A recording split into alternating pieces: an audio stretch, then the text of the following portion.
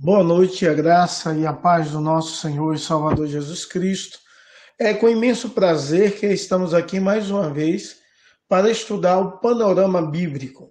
Nós estamos estudando a segunda divisão do Antigo Testamento, que são os livros históricos. Os livros históricos são divididos em 12 livros. Nós também vimos a aula passada, e se você não viu, chama a sua atenção a olhar essa cronologia bíblica do AT. E hoje nós iremos estudar, com a graça do nosso bondoso Deus e Pai, Senhor e Salvador Jesus Cristo, o livro de Esdras. Para isso, é necessário entender o pano de fundo histórico, em que momento isso ocorreu. E eu quero voltar um pouco à história e começar falando para você que o reino de Israel foi dividido em dois reinos, Reino do Norte e Reino do Sul. Esse contexto histórico nos dá essa ideia, esse gráfico aí na sua tela. Aconteceu o cativeiro assírio no ano de 722 a.C., e isso causou uma mistura do povo, e surgiu o povo samaritano, um povo misto, no Reino do Norte. Depois, no Reino do Sul, houve o cativeiro babilônico, por volta do ano 586 a.C. A cidade foi queimada, foi derribados os muros de Jerusalém, os nobres e os intelectuais do povo foram levados cativo, e eles ficaram no cativeiro por 70 anos. Depois surgiu o Império Persa. O Império Persa, no ano de 1536, era um império que tinha uma política totalmente diferente dos babilônicos. Eles não tinham uma ideia de escravizar o povo, mas a ideia deles era de devolver o povo, todo mundo, para suas regiões, e lá em suas regiões eles poderiam ter liberdade religiosa e uma certa liberdade política, porém eles eram vassalos do reino persa, que se tornou naquele período o maior reino do mundo. E justamente é nesse período do retorno de alguns dos que foram exilados para Jerusalém, demonstra a restauração da cidade, a restauração do templo. Esse outro gráfico vai te dar uma outra ideia, a começar com o cativeiro babilônico, que durou 70 anos, o rei Sírio da Pérsia, mas o rei Dário, um rei Medo, eles conquistaram a Babilônia, que pertence aos judeus, e devolveram ou deixaram que o judeu voltasse a Jerusalém. E houve, na verdade, 3 grupos que retornaram. O primeiro grupo é o grupo de Zorobabel, no ano de 536 a.C. O segundo grupo é o grupo de Esdras, no ano de 458 a.C. E o terceiro grupo é o grupo de Neemias, no ano 455 a.C.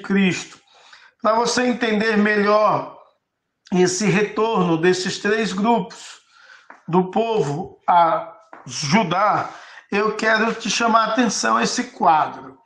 Zorobabel voltou com a ideia da reconstrução do templo, e assim fez, né? No ano de 536 a 516 a.C., e você pode ver isso no livro de Esdras, capítulo 1 ao capítulo 6. Depois você vai ver o retorno de Esdras. E Esdras tinha a ideia de fazer uma reforma religiosa.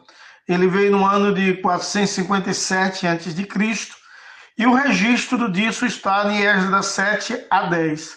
Depois, o retorno da comitiva. Isso é em comitiva, estou citando só uma pessoa, mas não foi só uma pessoa que voltou, foi uma comitiva inteira. E o retorno da comitiva com Neemias, que a ideia era a reconstrução dos muros, E isso se deu no ano de 444 a 425 antes de Cristo, e está registrado no livro de Neemias, capítulo 1, ao 13, ao capítulo 13. Então aí você tem uma ideia geral do pano de fundo e um resumo do livro de Esdras. Entrei um pouquinho no livro de Neemias, que iremos estudar a semana que vem, mas vamos dar continuidade a esse estudo, e a minha oração é que Deus venha abençoá-lo com toda sorte de bênçãos espirituais, e você saia desse estudo edificado para a glória e louvor do nome poderoso e Senhor Jesus Cristo. É claro que quando nós pensamos no primeiro grupo de exilados a retornarem à sua terra, lembramos que isso ocorreu no período do rei Ciro, rei da Pérsia. Convida os judeus a voltarem para Jerusalém e edificarem o templo, e ele entendia que isso também era a vontade de Deus, ou seja, Deus está dirigindo a história. Então ele devolveu todos os utensílios roubados do templo por Nabucodonosor, e Zorobabel, ele volta liderando o primeiro grupo, que tinha aproximadamente 50.000 pessoas que retornaram a Jerusalém. A viagem para casa é algo magnífico e extraordinário, mas muitos dos judeus que estavam estruturados na Babilônia não tiveram coragem e desejo de voltar para Jerusalém. Preferiram ficar por lá e organizar a sua vida entre o povo medo-persas. Meus amados, quando olhamos para o livro de Esdras, é necessário lembrar o tema-chave, que é a reconstrução espiritual do coração do povo de Deus. E o versículo-chave é o versículo de Esdras, capítulo 7, verso 10. Para o nosso elevo espiritual, eu chamo a atenção, então, da palavra de Deus, Esdras, capítulo 7, verso 10. Diz assim: porque Esdras tinha disposto o coração para buscar a lei do Senhor, para cumprir, para ensinar em Israel os seus estatutos e os seus juízos.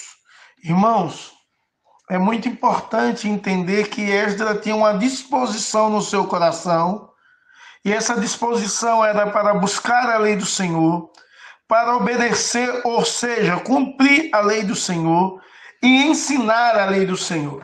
E todos nós precisamos ter essa mesma disposição de viver para a glória do Senhor, viver a palavra de Deus, de ensinar a verdade de Deus continuamente. É necessário entender que quem escreveu esse livro, o autor foi Esdras, e a data escrita é possivelmente entre o ano 460 a 440 a.C. É claro que é necessário entender que o versículo-chave é Esdras 10, 7, mas a palavra-chave desse texto, desse livro, é humilhação, porque o nosso Deus é um Deus todo-poderoso que quer que o seu povo o reconheça quem ele é. O livro de Esdras é uma resposta ao fim do trágico período dos reis em crônicas. Israel foi derrotado e exilado, mas Deus permanece em plena atividade, operando sua vontade por meio de governantes, como o rei Ciro, um homem de outro povo, porém que foi chamado por Deus com o propósito de libertar o povo. Assim, por meio de Ciro, Esdras tem a possibilidade de retornar ao seu povo e escrever esse livro, narrando a reconstrução da nação e o fortalecimento da fé do povo. Porém, quem foi Esdras? Esdras foi um filho de sacerdote. Esdras é uma das figuras mais notáveis do Antigo Testamento e tornou-se símbolo do ensino da lei, assim como Moisés é reconhecido como legislador do Antigo Testamento. Esdras foi reconhecido como sacerdote, mestre e escriba. É necessário, então, que possamos dar a esse homem tamanho valor. Ele tinha disposição no seu coração para a lei do Senhor, para praticar a lei do Senhor e para ensinar a lei do Senhor em Israel. Tal atitude, aliada à oração, foi o agente do sucesso do ministério desse homem no reavivamento espiritual de Israel, descrito nos capítulos 9 e 10. É muito importante entender que esse livro também não é só um livro de história. Esse livro é um livro onde tem doutrinas extraordinárias. O retorno para a Terra Prometida significou mais do que um renascimento da nação. Significou também o retorno do relacionamento com Deus e das práticas de meio da graça pelos quais o povo pratica para a glória de Deus. E 3 meios de graças destacadas no livro de Esdras, eu gostaria de compartilhar com você. Foi o culto, o primeiro meio de graça, a primeira doutrina a ser restaurada foi a doutrina do culto. O segundo meio de graça foi a vida de oração. E o terceiro meio de graça é a Escritura Sagrada. Coisas que Deus nos deu para que possamos nutrir um relacionamento maior com o nosso bondoso Deus e Pai, Senhor e Salvador Jesus Cristo. Amém? O livro de Esdras é dividido em 2 partes. A primeira, a nação é restaurada, que vai do capítulo 1 ao capítulo 6. A segunda, o povo é reconsagrado, que vai do capítulo 7 ao capítulo 10.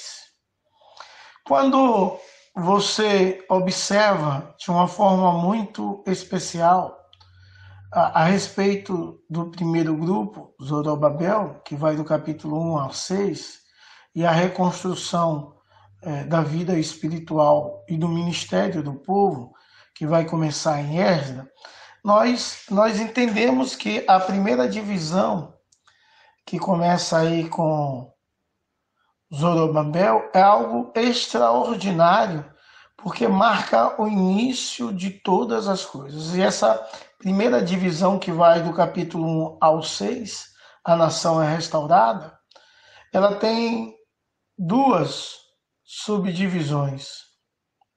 A primeira é o remanescente regressa com Zorobabel e Josué, capítulo 1 ao capítulo 2, e a terceira se trata da reconstrução do templo, do capítulo 3 ao capítulo 6. A segunda, perdão. Só tem 2 subdivisões.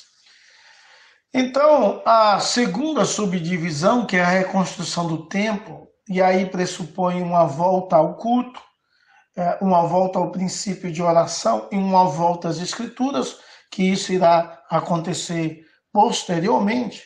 É necessário entender que o início das obras começou no capítulo 3, a oposição das obras, capítulo 4, a continuação das obras, capítulo 5, e a conclusão das obras, capítulo 6. E isso nos chama muita atenção, porque algo maravilhoso começou. O povo começa a reconstruir o templo. E esse era o símbolo também da presença de Deus. Os samaritanos pediram para participar da reconstrução do templo, mas não foram aceitos pelos israelitas. Tamanha era a dedicação de pureza e de santidade. Os representantes do povo samaritano enviaram então uma carta a Artaxerxes, rei da Pérsia, acusando o povo que tinha voltado com Zorobabel de rebeldes e conspiradores. A obra foi interrompida um pouco antes de terminar a construção, e é interessante que aí surge no cenário o profeta Ageu e o profeta Zacarias adverte o povo após 14 anos de construção. Eles começam a pregar uma palavra dura e exortativa, palavra que pudesse também animar o povo a continuar firme no projeto e na empreitada. Os inimigos tentam impedir, mas o povo de Deus não recusa e recebe apoio de um novo rei, o rei Dário, e depois de 14 anos que está parada a construção volta a funcionar. Depois de 4 anos que o templo ficou de forma magnífica. E o templo de Zorobabel, você pode ver nessa imagem, de uma forma bem clara, o templo tinha 27 metros de largura, 27 metros de altura, 45 metros de comprimento, e era um teto maior do que o de Salomão, embora fosse mais simples, porque a exuberância do templo de Salomão era magnífica, era tudo revestido de ouro, e os irmãos já estudaram isso aqui conosco, era algo fantástico e extraordinário. Mas o templo é feito e é um símbolo da presença de Deus, de vitória, é um símbolo de restauração de 3 meios de graças que foi restaurado nessa história do livro de Esdras. A segunda divisão, meus amados irmãos, o povo é reconsagrado, capítulo 7 ao 10. É dividido, essa segunda parte, é dividido em 3 partes. A primeira é a chegada de um novo grupo com Esdras, que vai do capítulo 7 ao 8. A segunda é a confissão dos pecados, capítulo 9. E a terceira é a purificação dos pecados. É interessante que essa divisão vai começar com o segundo grupo de exilados, retorna à sua terra. Após 80 anos, Esdras lidera o segundo retorno, com um grupo de aproximadamente 2.000 homens e suas famílias. Ele viajou por uma perigosa rota, sem escolta militar, confiando tão somente em Deus, tamanha era a confiança desse sacerdote e escriba. Ele promoveu uma importante reforma espiritual em Jerusalém, e isso trouxe impactos extraordinários na vida do povo. Ele propôs uma separação radical entre os casais mistos, ou seja, israelita com estrangeiro ou com estrangeira. Ele ensinou a lei do Senhor e levou o seu povo a arrependimento. Você pode ver nesse mapa a trajetória da viagem desse segundo grupo, de uma forma extraordinária. E quando nos deparamos com isso, depois podemos ver que Esdras trabalhou a confissão do pecado, levando o povo ao arrependimento e à purificação. O nosso Deus é um Deus todo-poderoso e deseja que você se arrependa dos seus pecados, deseja que você se volte para Ele e Ele deseja te perdoar. O Senhor Jesus, Ele nos incentiva a confessar os nossos pecados, e Ele é fiel e justo para nos perdoar os pecados e nos purificar de toda a injustiça. O que podemos aprender com esse livro? Nós podemos aprender que o retorno dos israelitas a Jerusalém e a reconstrução do templo se repete na vida de cada cristão que retorna do cativeiro do pecado, e que é uma rebelião contra Deus, e volta-se para Deus, e em Deus encontra um lar amoroso, onde somos bem-vindos. Deus nos ama. Ele está disposto a nos mostrar o caminho certo da vida, e Ele está disposto a reconstruir as nossas vidas. Ele está disposto a restaurar e ressuscitar as nossas esperanças. É necessário entender que Ele quer fazer de você templo do Espírito Santo. É importante que o povo de Deus possa entender isso e voltar-se para Deus em arrependimento, e entendendo e sendo grato ao Senhor e sendo um instrumento de Deus, do qual Deus possa usar de forma extraordinária e magnífica. Meus amados, mas é necessário que nesse retorno aos braços do Pai, no caso do povo lá no período de Esdras, a Jerusalém, é um retorno que faz com que o nosso inimigo se revolte.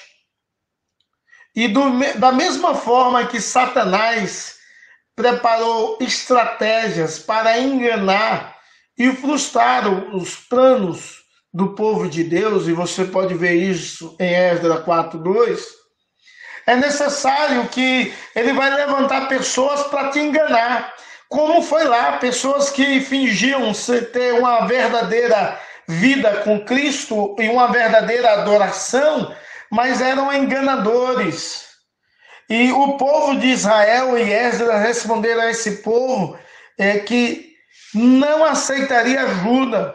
Precisamos entender que Deus não nos chama para negociar a nossa fé. Tome cuidado com quem você anda. Há um ditado popular que diz: dize-me com quem andas e eu direi quem és.